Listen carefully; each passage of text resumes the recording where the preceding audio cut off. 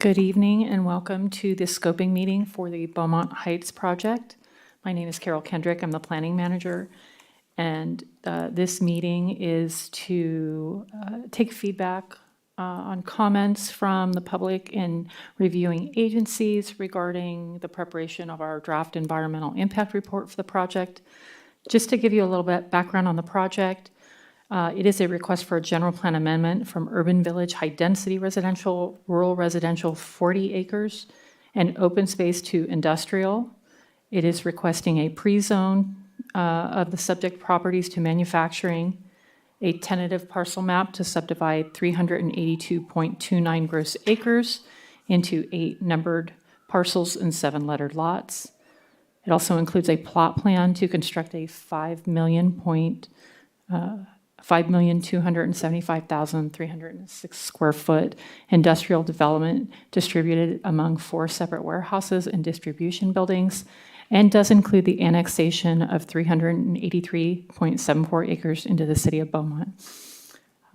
We will have the applicant's CEQA consultant give you a presentation, and then we'll open it up for comments.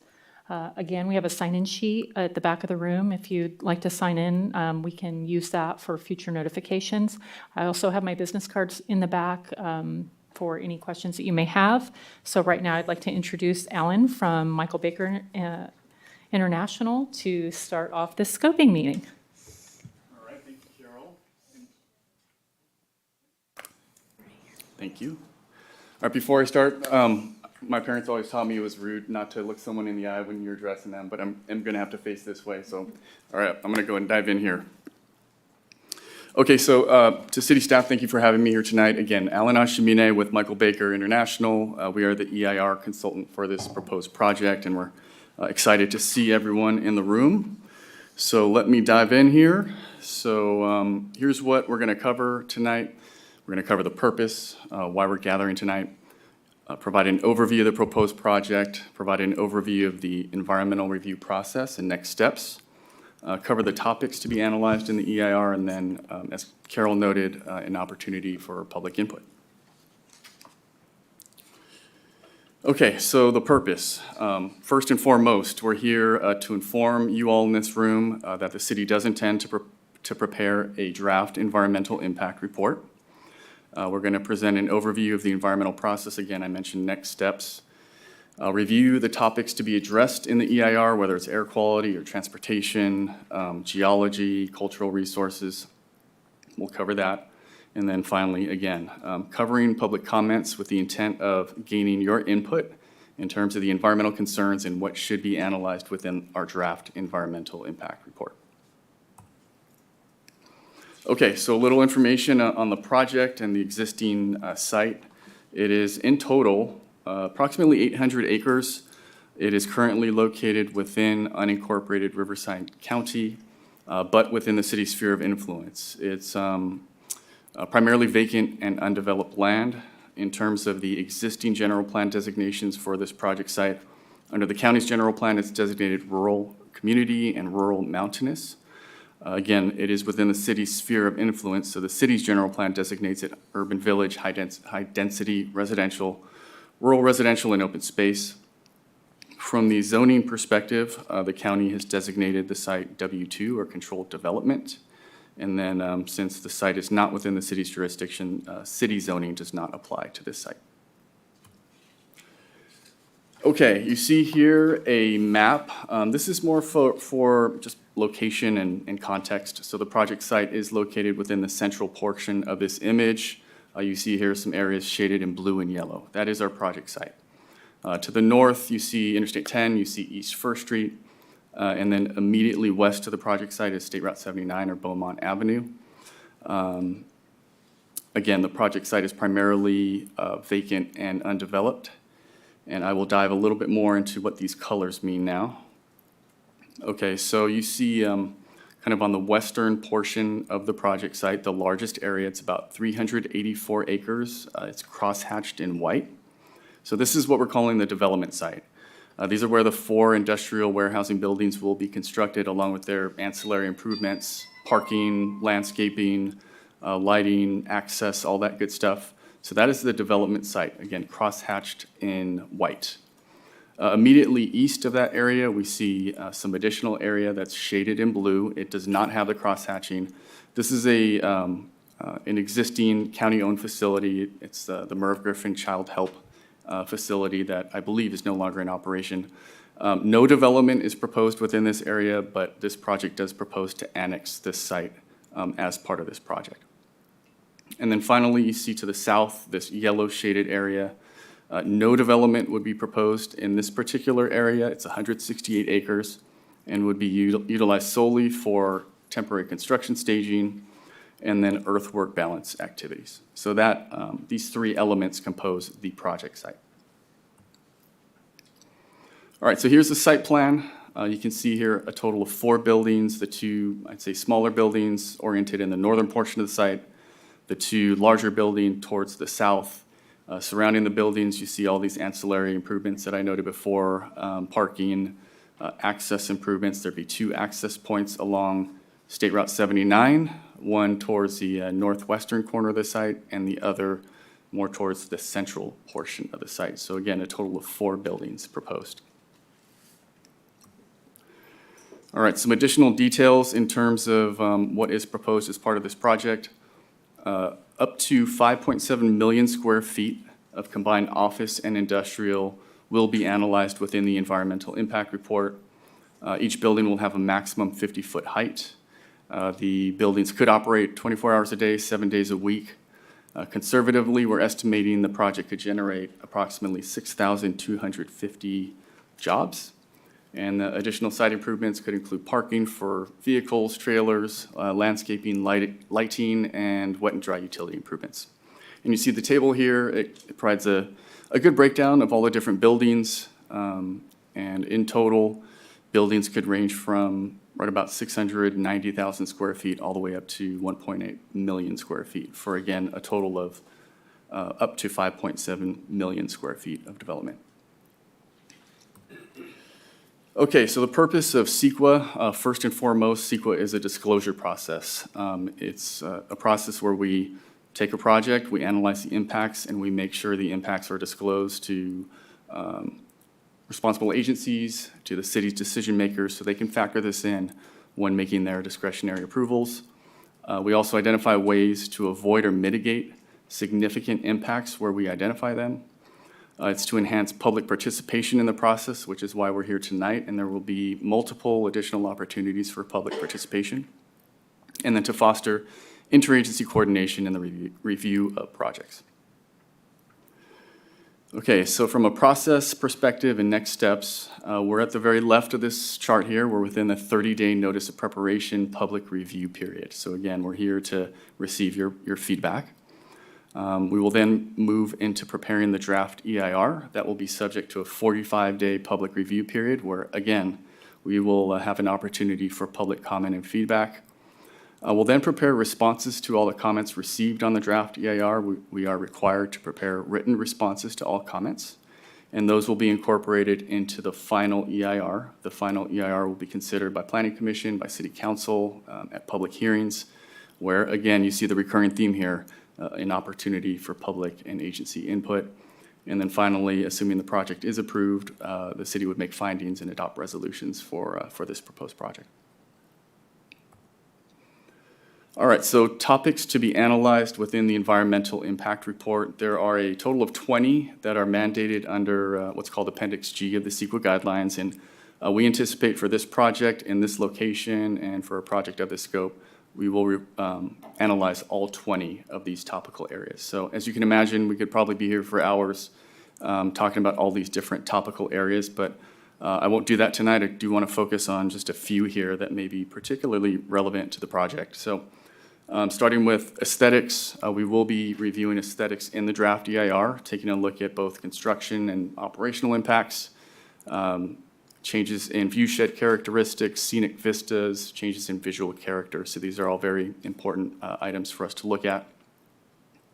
Air quality, again, from both a construction and long-term operational perspective, we'll be modeling what the anticipated emissions would be from construction equipment, but also over the long term from truck traffic, from vehicular traffic, and comparing those to applicable thresholds to determine what the significance may be. Biological resources with an undeveloped site, we know there is potential for biological resources, so we'll be conducting focus surveys, working with the resource agencies in terms of potential impacts and developing a plan for mitigation as required. Noise is another highly relevant one to this project. Modeling noise impacts during both the short-term and long-term, comparing those to the location of sensitive receptors, and where those come out to in relation to county and city thresholds for noise impacts. Transportation is another highly relevant issue. Under CEQA, we will be taking a look at the project as it relates to vehicle miles traveled, or VMT.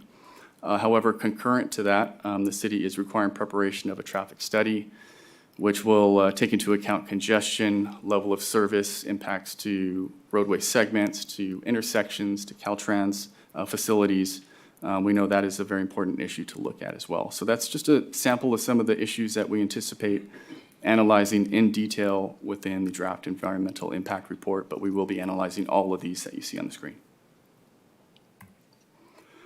Okay, ER schedule. Again, today, as we sit here, we're in the midst of the 30-day public review period. It ends on June 6th, 2024. The draft EIR is the next step. We will prepare the draft EIR, all the relevant technical studies that will be subject to a 45-day public review period. As I noted, we are anticipating a tentative circulation of fall 2025. And then, as I noted, one of the final steps in the EIR process is the consideration of the EIR by Planning Commission and City Council as part of public hearings, and we'd be looking to do that sometime in the early 2026 timeframe.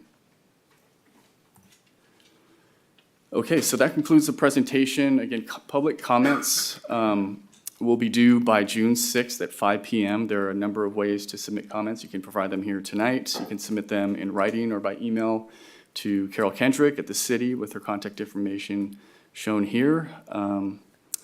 But yeah, that concludes the presentation. I think we're ready for public input. Do we have anyone on Zoom from the team that might want to? Okay. Before we take public comments, I do want to provide one bit of information. So staff has been receiving a lot of comments. And so per Beaumont Municipal Code Chapter Section 17.02.020, it states that we are required to review and make recommendations to the Planning Commission and City Council on all applications. So we are required to process this. This doesn't mean that we're taking a position at this point, but we are required to process this. This is applicant initiated. And so that is a requirement of the code. So I just want to put that out there. I know we have a standard procedure for taking public comments, so I'll turn it over to Nicole. So what I'll do is, I'll call each person up, but I'd like to check with the phone line first, and then I can go back after also. Katie, do we have anyone on the line? No, we have no callers. Okay, then I'll start with in person. First speaker is Mary Daniel.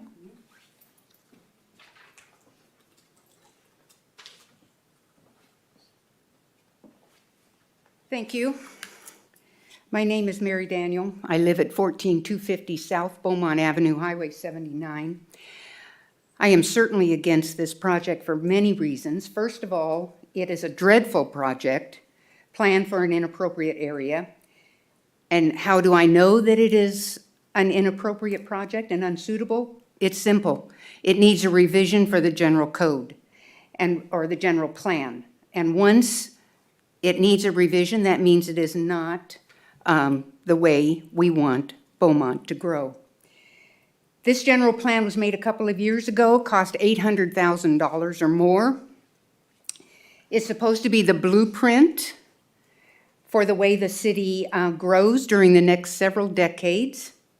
The plan was carefully discussed and evaluated. It took several years, and it was finally approved, and it is meant to protect the citizens of Beaumont against out-of-area developers such as this one from Newport Beach, who is looking for a quick buck and a swift project. profit. A general plan should only be revised for an outstanding and notable reason, and then only if the project provides a recognizable benefit to the city of Beaumont, and this is not that project. I would like to bring your attention in that general plan to policy 5.1.8, where it states that the city will align economic growth and business attraction in the existing commercial and industrial areas. Therefore, there is absolutely no valid reason to allow this warehouse development to proceed in this area, since the land south of I-60 has already been established and zoned as an industrial region. If this developer wants to build a warehouse, let him purchase land there. And of course, all these environmental problems that are going to happen. I thought it was interesting that in the notice of preparation, it says that this mammoth warehouse could or might result in some major impacts. Well, I'm going to tell you there is no could or might to this. This warehouse will impact negatively and significantly all of those areas. The visual, that's gone with 50-foot buildings. The noise, it's a previously rural area. These are going to run 24/7 trucks. Sensitive biological habitat, it's always been in a natural state, so naturally it will affect that. And finally, the project will result in making an already horrendous traffic situation on Highway 79 many times worse, with its 1,399 trailer stalls and proposed 6,500 employees. I find it hard to believe that any economic return to the city of Beaumont can offset these significant negative impacts to our environment and the quality of life that we have established here. I would like to say that your map that says Laird Road, that is not a road, that is a private driveway, our driveway, so don't think it is a road.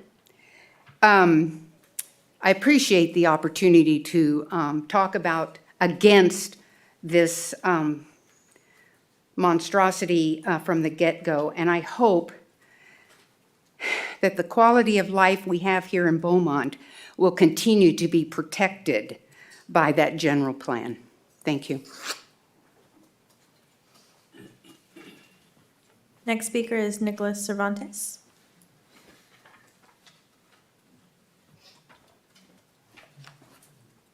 Okay. Thank you for your time today and the opportunity to speak regarding our community's future. I want to start with my perspective and why the plan for the expansion of these mega warehouses in south of Beaumont, and specifically in the Lamb Canyon area, is not only a poor business choice, but also a net loss for our community and at worst, a danger.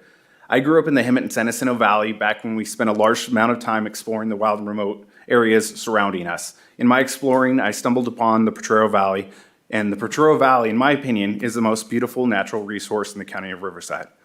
From its sprawling grasslands, unique rock formations, it remains a hidden gem that few know of. When the opportunity to purchase 2 parcels of land within the Lamb Canyon area appeared, I jumped on it with the dream of establishing a small family-run agriculture operation with the focus on modern sustainable farming. The location was ideal, the zoning was right, and the land was beautiful. The rolling hills south of Beaumont are the backdrop of Beaumont's identity and history. They provide the natural geographic separation between cities that makes rural life in Riverside County so pleasant. As we see now in Paris, Riverside, Moreno Valley, Cherry Valley, and soon, or actually not soon, but our very own west side of Beaumont, that is changing. The accelerated pace of commercial warehouses is not slowing and only pushing inward until they blockade residential communities. At its current pace, we stand to look like Fontana or San Bernardino in a few short years. The busy streets with endless commercial traffic and noise and smog. Are we wanting to trade the natural beauty of our land for what they have? I would hope not. There are so many reasons why this proposed plan is fundamentally flawed, but here are a few.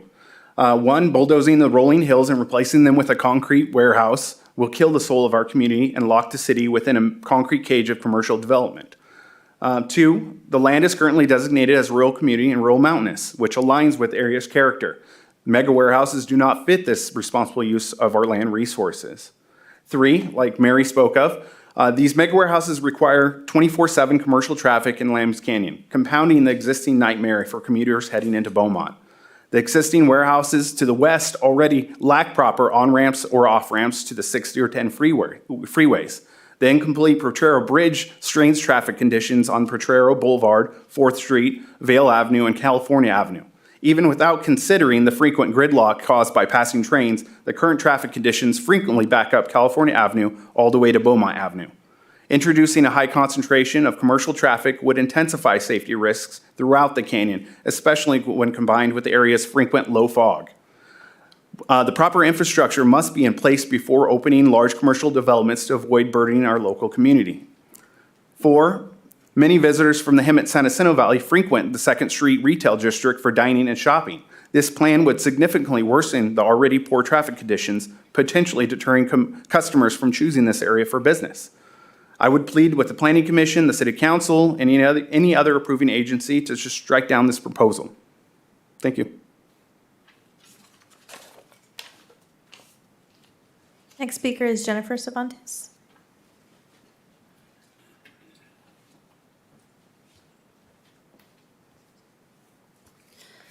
Dear Beaumont Planning Commission, thank you for all you do for the city of Beaumont. Thank you for your time and commitment to the citizens who live here and for making Beaumont a great place to live.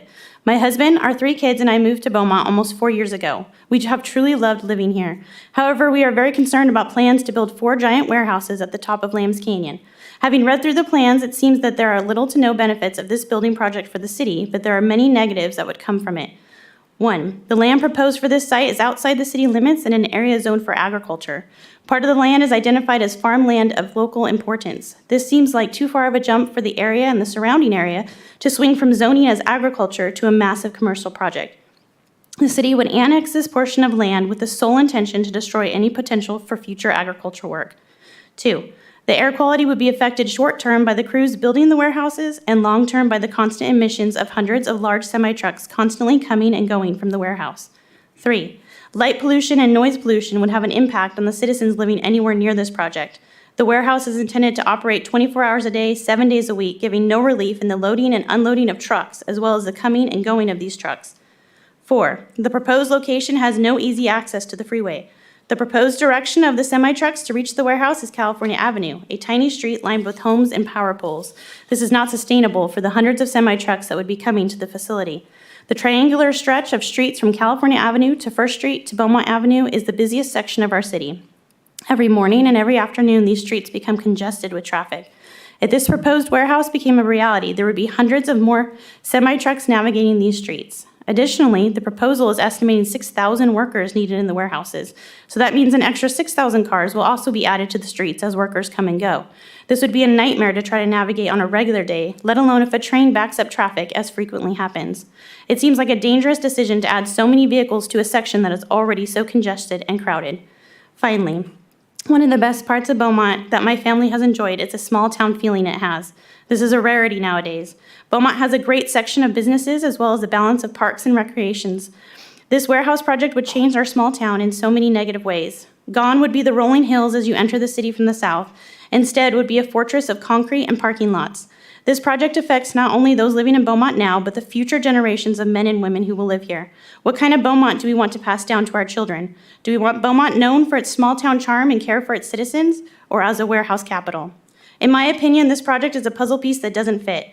There are too many negatives and downfalls to these warehouses. The city may gain more tax revenue from it, as it already does from the existing warehouses, but that money would be at the expense of the citizens who already live here. I plead to you all, as officials who strive to make decisions for the betterment of Beaumont and for the families who call this town home, please stop this project. Next speaker is Tim Bushfeller.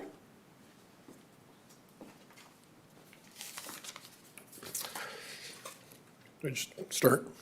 Oh, all right. Thank you. Hey, I'm a citizen here. We've been here for 4 years or so, 5 years. Before that, 2 years prior, we bought a home. First home was in Tournament Hills. Second home, we're in the Olivewood development there against the 60. You know, what we're realizing about all the development that's been allowed here, besides all the housing and these warehouses, I look out my front door and I see the smile of Amazon. My entire community, our view to the left of every single street are those two massive warehouses that sit off of the 60. And if you've never been there, I invite everyone, a decision maker, come over to Olivewood. We'll make you a nice meal, appetizers, it'll be nice. And to look out of our houses and see these massive warehouses, they're hideous.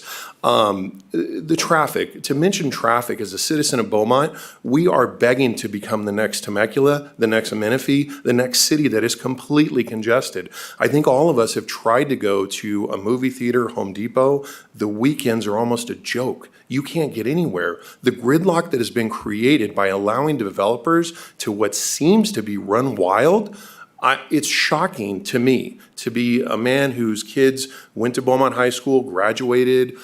I think the city's great. I think you guys are doing a fantastic job. The police force, some of the, I would say a lot of the city decisions, we really, really like it here.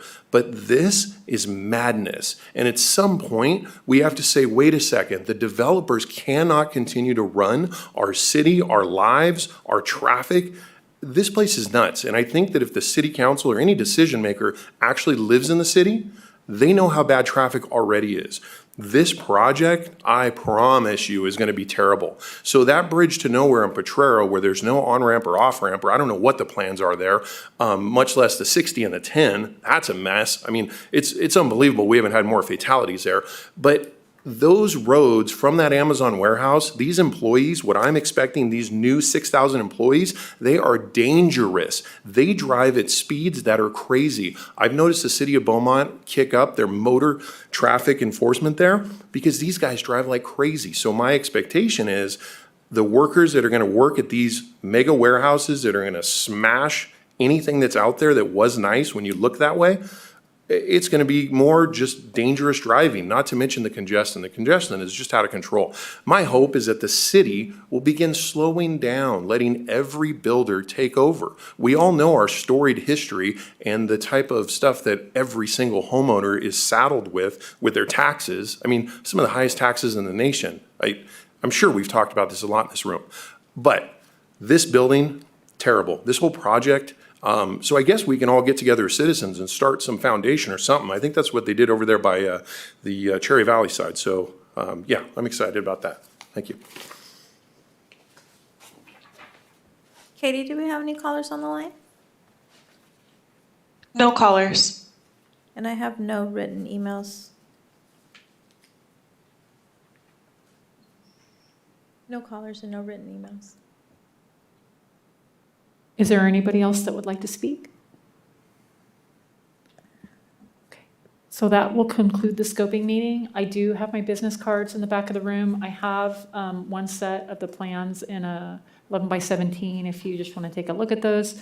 If you want to sign the sign-in sheet, if you don't, if you want to reach out to me and let me know that you'd like to be part of any future notifications, please feel free, or if you want information. So this is a application that is public information that, you know, we can share information. So please reach out to myself or any planning staff, and we are happy to assist you. And I want to thank everyone for their time tonight.